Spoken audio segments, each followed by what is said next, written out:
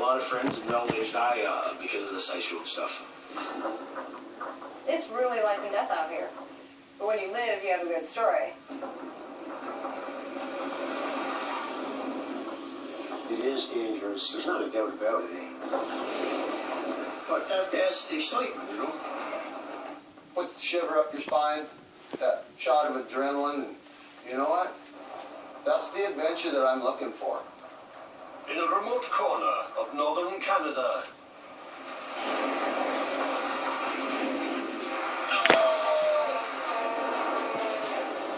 The roads aren't a joke. They're the baddest ice roads in North America. The toughest job in the world just got tougher. Vortex. Polar vortex. Sub-zero, bone-chilling, wind-whipping cold. All these brutal temperatures definitely taking their toll. A polar vortex has hit North America, resulting in the worst winter in over 100 years, wreaking havoc for the ice road truckers. Look at the snow. Thick snow. Oh, fresh snow! Zero visibility. It is snowing like it outside. The visibility is absolutely zero. I can't see in any direction. And Arctic conditions I don't quite know where the ditches are. will push the truckers to their physical and emotional breaking points. All you guys do is come here and give us asking. We weren't even moving. They'll risk it all. Those 500 miles, they'll tackle the most isolated and longest winter road in the world. The Guinness Book of World Records for the longest winter road. This season, the ice road truckers go where they've never gone before. So what I'm doing.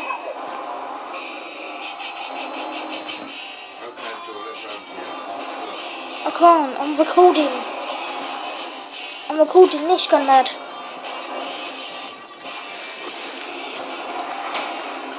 You what? Recording it. Recording it? Filming it.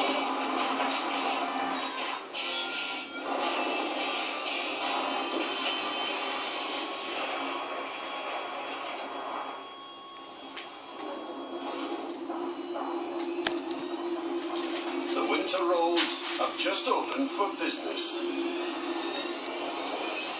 And in Winnipeg, the multi-million-dollar war between trucking companies, Polar Industries, and VP Express has reignited.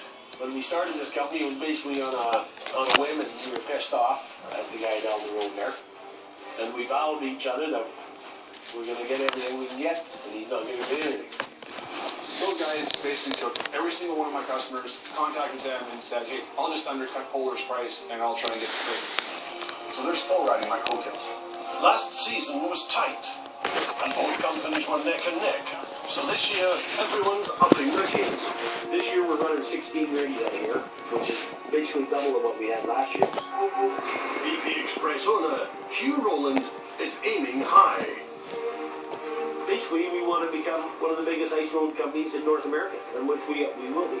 But Mark Kahikovic, the boss of Polar Industries, has a new daring plan, and he's fighting back. We want to reach the most remote regions of Canada this year. We want to go to places we haven't been before, no matter how remote or how crazy of a destination it is. And Mark's counting on two veteran truckers to lead the way into the unknown. First ice crossing. First one of the season. First one of the season. Lisa Kelly and Darryl Ward are working for Polar again, and they're wasting no time in getting freight across the ice. Now, if I go through the ice, don't. You want me to come try to rescue you with my truck?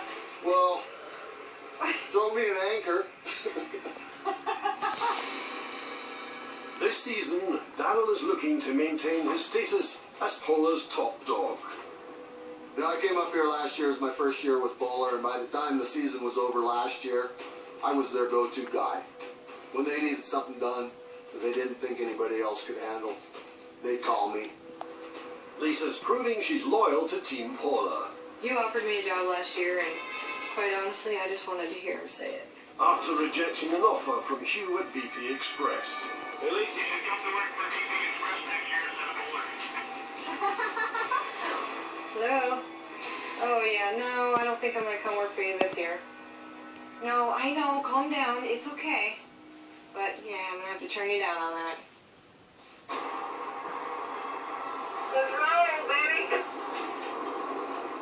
Hauling construction supplies to remote Canadian village in Manitoba's Garden Hill, the two expert truckers are attempting their first crossing of the season.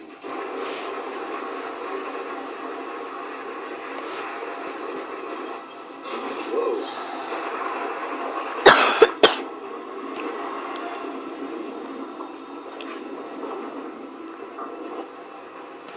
Sign right here on the left says thin ice. I wish they wouldn't put those thin ice signs out here. Isn't that just kind of a given? Yeah, right?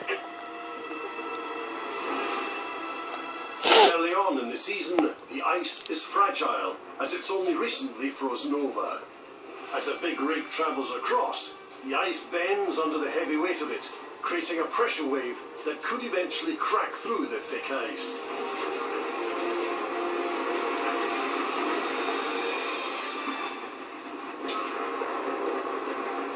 Alright, I'm gonna head across this ice crossing. I don't know how thick the ice is. Alright, here I come. I think you're quite a bit heavier than I am, so I'll keep an eye on you. Lisa sets off onto the ice, but now twice as much weight is creating more pressure under the ice. It's always weird to be driving across the ice and you look over and you see a boat next to you. Hi, boat. I can hear it cracking. I got my trusty screwdriver, my ice pick. I figure if my truck goes through, I can jump and stab in. And I don't, look at that big crack. Look at that big crack.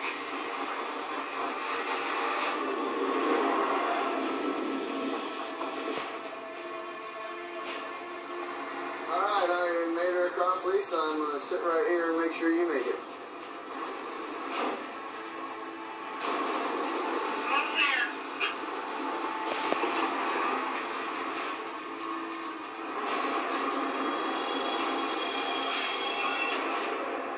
We made it. I guess we'll roll out of here, huh? I didn't big tank over there. We're alive. Let's go get some fuel and breakfast. That's right. Well, one crossing down.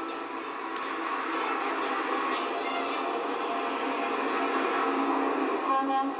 As Darrell and Lisa try to deliver their loads before the polar vortex unleashes its fury, another driver is getting ready for his annual fight with the ice roads. The biggest reason I'm coming back up here on the ice roads again is I'm an aggressive guy. I'm a very competitive guy. Whether it's right or wrong to be competitive, I like being competitive. I want to be the #1 dog truck driver. You know, I worked for Hugh and Flat last year.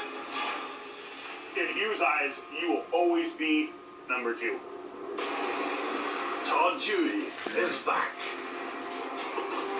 But this season he's ditched VP Express and signed up with Polar.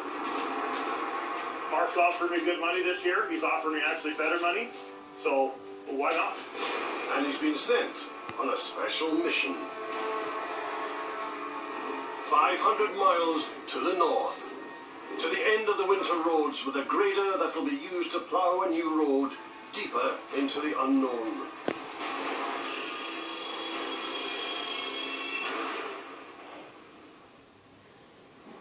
This is it, buddy. I found my first great big ice crossing. The ice crossing at Split Lake has just opened. If the ice breaks, it's a 100-foot plummet to the bottom. And Todd will be the first driver attempting to cross it. A little nervous, you know, but at the same time, that's part of the job. This is an adventure. This is what the ice road is all about.